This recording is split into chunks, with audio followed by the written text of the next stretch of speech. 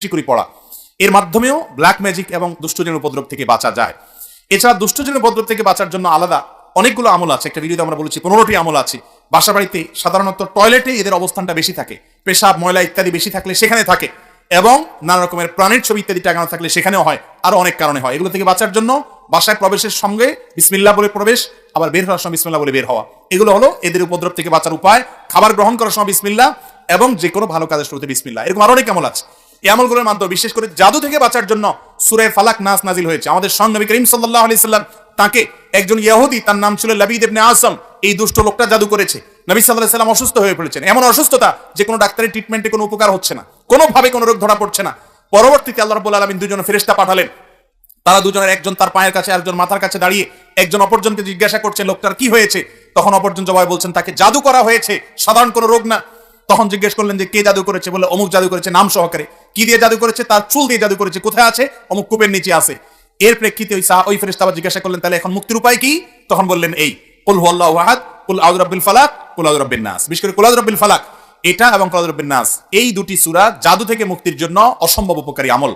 আর কোন ভাষায় এই ধরনের কোন উপদ্রব থাকলে সূরা বাকারা তেলাওয়াত করা সম্পর্কে হাদিসে নবী করিম সাল্লাল্লাহু আলাইহি ওয়াসাল্লাম বলেছেন, যে ভাষায় সূরা বাকারা তেলাওয়াত করা হয় সে ভাষায় দুষ্ট জিন বা শয়তানের উপদ্রব থাকে না। আল্লাহ তাআলা হেফাজত করেন। এবং এই আমলগুলো আল্লাহর কসম করে বলেছি, আমি ব্যক্তিগতভাবে বহুবার অ্যাপ্লাই করেছি, আমল করে দেখেছি, সাথে সাথে উপকার পাওয়া যায়। কোন কোন সময় ছোট ছোট বাচ্চাদেরকে দেখবেন 2 বছর 3 বছরের বাচ্চা এমন অস্বাভাবিক আচরণ করে যে অস্বাভাবিক আচরণটা কোনো ব্যাখ্যা দিয়ে আপনি দাঁড় করাতে পারবেন। হঠাৎ করে সে পাগলামি এমন করে, সীমা ছাড়িয়ে পাগলামি করে, আপনি সাথে সাথে আউযু বিসমিল্লাহ পড়ে সূরা ফাতিহা পড়েন, সূরা ইখলাস, ফালাক এবং নাস, কুল হুয়াল্লাহু কুল আউযু বিরাব্বিন নাস, যতটুকু পারেন নিজে নিজে পড়েন, পড়ে তাকে ফু দেন।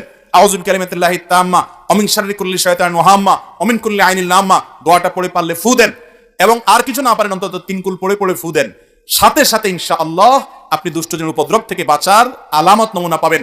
আর কিছু না পারেন সূরা বাকারাত তেলাওয়াত, কোরআনে কারীমের তেলাওয়াত অনলাইন থেকে, ইউটিউব থেকে খুঁজে বের করে চালু করে দেন। সাথে সাথে দেখবেন যদি ওই জাতীয় সমস্যা হয়ে থাকে, দেখবেন সে শান্ত হয়ে গেছে। এবং এটাও ব্যক্তিগতভাবে আমি বহুবার আমল করে দেখেছি। অতএব ব্ল্যাক ম্যাজিক এখন ঘরে ঘরে, দুষ্টজনের উপদ্রব এখন ঘরে ঘরে, যারা সাফার করছে তারা জানেন। আমাদের সবাইকে নবী করিম সাল্লাল্লাহু আলাইহি ওয়াসাল্লামের শেখানো আমলগুলো করতে হবে। আর ব্ল্যাক ম্যাজিকের ট্রিটমেন্টের নামে যা হয় আমাদের দেশে, বিশেষ করে কবিরাজরা যা করে, এদের বেশিরভাগই হলো বাটপার কিসিমের, এদের বেশিরভাগ হলো প্রতারক কিসিমের। এদেরকে বোঝাপড়া কঠিন। বিশেষ করে যে লোকগুলো অনেক মোটা অঙ্ক হাঁকাবে এবং ওই 7 ঘাটে পানি 14 ঘাট 14 পুকুরের থেকে অমুকটা তমুকটা, কালো ছাগল, কালো মোরগ, এগুলো আলামত খারাপ। কোরআনে কারীম থেকে সরাসরি যারা ট্রিটমেন্ট করে, এই ট্রিটমেন্টগুলোই সাধারণত হয়ে থাকে সঠিক এবং যথার্থ ট্রিটমেন্ট। এরকম ঝাড়ফুকালা মানুষ অবশ্যই খুঁজে পাওয়া অনেক কঠিন হয়। আল্লাহ রাব্বুল আলামিন ব্ল্যাক ম্যাজিক সহ জাতীয় যত সমস্যা আছে এগুলো থেকে আমাদেরকে বেঁচে থাকার তৌফিক দান করুন।